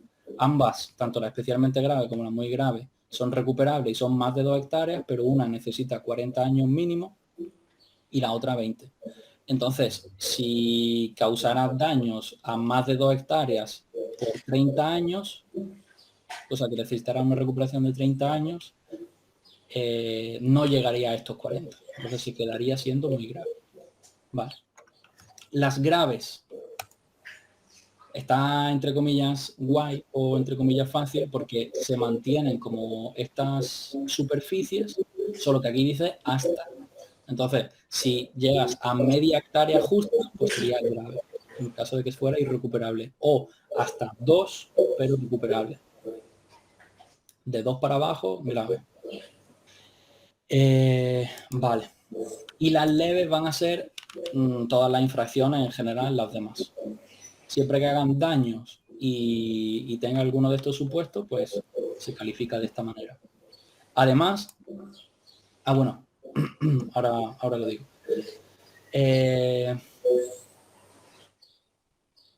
El decreto del Reglamento Forestal de Andalucía, el decreto 108 del 97, no tiene esto de especialmente grave, que veníamos diciendo que esto era una cosa particular. Entonces, ¿qué es lo que pasa? Que todo lo que hay aquí en especialmente grave se va a incorporar dentro de muy grave, ¿vale? Entonces, si te preguntan el régimen sancionador de la Ley Forestal de Andalucía, tiene especialmente grave. Si te lo preguntan el régimen sancionador según el Reglamento Forestal de Andalucía, es exactamente igual, solo que no tiene especialmente grave, porque no es lo normal. Entonces, todo lo que fuera especialmente grave, simplemente sería grave, que diga muy grave. Y como curiosidad, dice que las reincidencias en un plazo de 5 años, si cometes el mismo tipo de infracciones en un plazo de 5 años, se te califica como la del grupo superior, inmediatamente superior. Y esto es así según la ley forestal en Andalucía. Si viéramos la ley de montes, también aplica que las reincidencias te suponen agravantes, pero no es exactamente igual. Pero como entre la de ley de montes y ley forestal, o sea, la ley de montes es una ley del Estado y la forestal es de Andalucía. Entonces nos interesa más tener controlada esta. Luego también pues, podría echarle un vistazo a la otra, pero sobre todo esta. Cuantificación de sanciones. De cuánto van a ser las multas. Esto te van a aparecer números aleatorios, pero lo veremos en su momento determinado, ¿vale? No nos asustemos.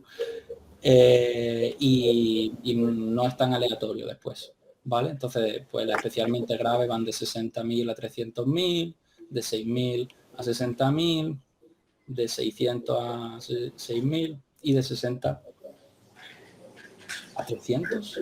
Esto está mal, esto es a 600, ¿vale? Esto lo tengo que corregir.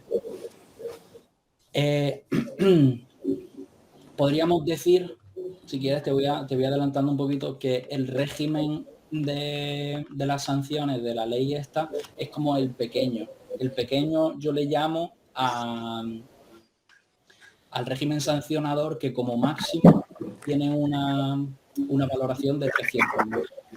Si el máximo está en 300.000 euros de multa, sería como el pequeño, porque luego hay otras sanciones que pueden ser 1 millón, 2 millones de euros, por ahí. Entonces esos serían los grandes. Vale. Y lo mismo, esto es de la ley forestal andaluza, pero en el decreto serían las muy graves, ojo, desde 6.010 euros hasta 300.000 euros, ¿no? incorpora todo lo de la especialmente grave, se incorporan en la muy grave. Entonces el margen se ampliaría de 6.000 a 300.000. Un margen bastante amplio ahí. Las prescripciones son los plazos de tiempo que tienen que pasar para que tú cometas una infracción y la administración, si no te denuncia, si no se entera o lo que sea, y ha pasado este tiempo de la prescripción, pues ya no quedas exento de culpa, porque prescribe. Entonces, vuelve a ser, las prescripciones también suelen ser de una manera y tienen como su patrón, por así decirlo, pero aquí esta ley forestal andaluza es especial porque normalmente no hay este especialmente grave.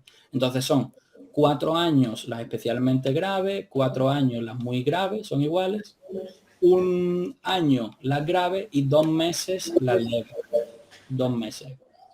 Y de las sanciones no dice nada. O sea que una cosa son las infracciones, tú cometes el delito o la infracción, y otra cosa es que la administración te pone la sanción. Una cosa es la infracción que haces y otra cosa es la sanción. Y la sanción tiene también su tiempo de prescripción normalmente. Aquí, como no dice nada, se va a aplicar los plazos estándar. Cuando no se dice nada, siempre se aplican unos plazos estándar que bueno, los veremos en su momento. Ahora tampoco hace falta meter más información de la cuenta. ¿Quién tiene competencia? Pues igual, sigue el patrón del régimen sancionador pequeño. Entonces, la delegada provincial va a tener competencia para poner sanciones hasta 6.000 euros. La directora general hasta 60.000, la consejera hasta 150.000 y cuando es por encima de eso, el Consejo de Gobierno hasta 300.000. Y lo mismo, el decreto incluye, o sea, no tiene la especialmente grave. O sea, esto en realidad aquí me sobra, porque ahí no se hace referencia a eso. También lo tengo que quitar.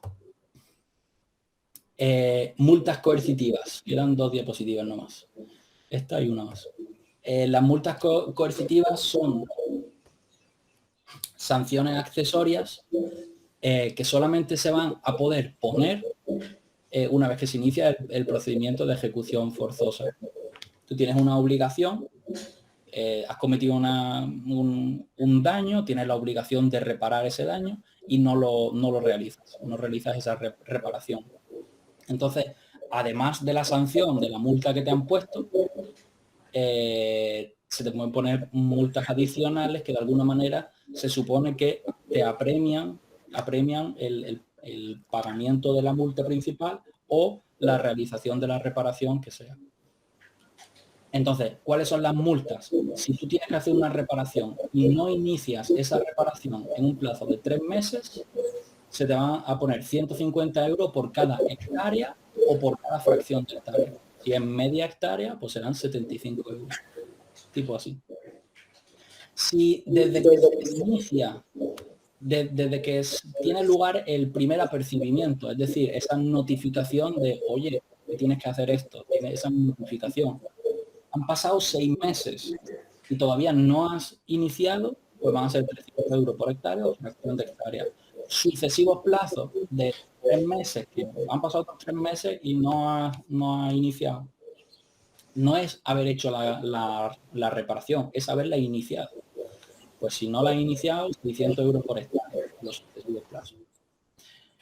Ahora, imagínate que si la has iniciado y tienes un plazo para cumplirlo. Si no has cumplido el plazo, son 300 euros por hectárea o fracción de hectárea. Ahora bien, en el caso de que no incumplas, o sea, en el caso de que no cumplas la reparación en el plazo y no la finalices, es posible que la administración te diga, anda, mira, pues como no has cumplido el plazo, ahora ha pasado tal historia y además tienes que hacer esto otro. Te da como una nueva orden por no haber terminado en plazo. Pues si tú no atiendes este requerimiento posterior, son 600 euros por hectárea o ¿vale? Esas son las sanciones accesorias de las multas coercitivas. Y por último está la repoblación impuesta, que veníamos viendo que es necesario reparar el daño causado. Entonces, cuando se hace un daño y tiene la obligación de reparar, lo que se hace es que en el registro de la propiedad, donde vienen todos los datos asociados a las parcelas de los terrenos forestales o de donde sea, ¿no? El registro de la propiedad de los bienes inmuebles y todas estas cosas, concretamente en el caso de los terrenos forestales que tienen la obligación de ser repoblados, en el registro de la propiedad se pone una nota marginal que dice que ese terreno tiene la obligación de ser repoblado. Entonces imagínate que tú compras ese terreno, pues a ti te interesa pedir la nota registral de ese terreno para saber si tiene obligaciones, porque a lo mejor tú compras un terreno muy barato y dices, anda, qué bien me ha salido el terreno, y ahora te viene la administración y te dice, sí, pero es que este terreno tiene la obligación y quien tiene que cumplir la obligación de la repoblación es el titular. ¿Vale? Entonces, una vez que se ha realizado la reparación, entonces sí, esa anotación en el registro se quita. Se puede quitar. La repoblación debe ejecutarse conforme a un plan técnico dentro del primer periodo hábil para la plantación o siembra. Entonces, primero hace falta aprobar el plan de repoblación. Una vez que se ha aprobado ese plan, ahora sí, dentro del primer periodo ordinario hábil de plantación o siembra, pues se debe de ejecutar. Si con la repoblación tú consigues mejorar el estado general de ese monte, y a lo mejor al final de la repoblación consigues que el nivel, la calidad ambiental, la biodiversidad, los recursos naturales que allí se pueden generar y todo, es superior a lo que había inicialmente, existe la posibilidad de que la administración lo reconozca y diga, pues lo ha hecho tan bien que una parte de tu obligación la voy a pagar yo. O incluso toda la repoblación la puede llegar a pagar la administración. ¿Cuáles son esas épocas preferentes de siembra o plantación? Pues para la siembra del otoño, porque así va a tener la posibilidad de coger las aguas que van a venir. La semilla va a coger las aguas que vienen de invierno y también las de primavera. Para la plantación, a mediados de otoño o de primavera, en función de si en invierno sabe de que se van a producir heladas y te puede dañar esa plantación que tú has hecho, pues entonces te interesa más esperar que pase el invierno y hacerlo en primavera, para que no venga una helada y te lleve la planta por delante. Pero si sabes que no hay heladas y además va a llover, bueno, pues sí que te interesa ponerlo en otoño, porque no va a haber heladas que te dañen la planta y además vas a poder aprovechar también esas lluvias de invierno. Vale. Y una cosa interesante también con respecto al crecimiento de las raíces es que los árboles frondosos hacen crecer sus raíces en invierno, por lo cual pues puede ser importante tenerlo ya plantado en otoño para que en invierno hagan crecer sus raíces, que importa más el crecimiento en el subsuelo que en lo de la superficie, para que una especie tenga buena salud. Principalmente lo importante es la base sobre la que se suelo. Y con las coníferas pasa al revés. Las coníferas en general desarrollan sus raíces en verano, por lo que puede ser interesante tenerlas plantadas en primavera. Y ya está. Con esto hemos acabado el tema de montes. Bien, muy bien. Aunque no te escucho, está todo bien. Voy a mandarte un correo electrónico con enlaces a las preguntas tipo de la oposición de la Constitución, que son los temas que han quedado ahí pendientes. Y listo, por hoy ya está bien. Muchas gracias por tu asistencia y paciencia conmigo y con todo esto. No pasa nada. Nos vemos. Que vaya muy bien. Adiós. Chao.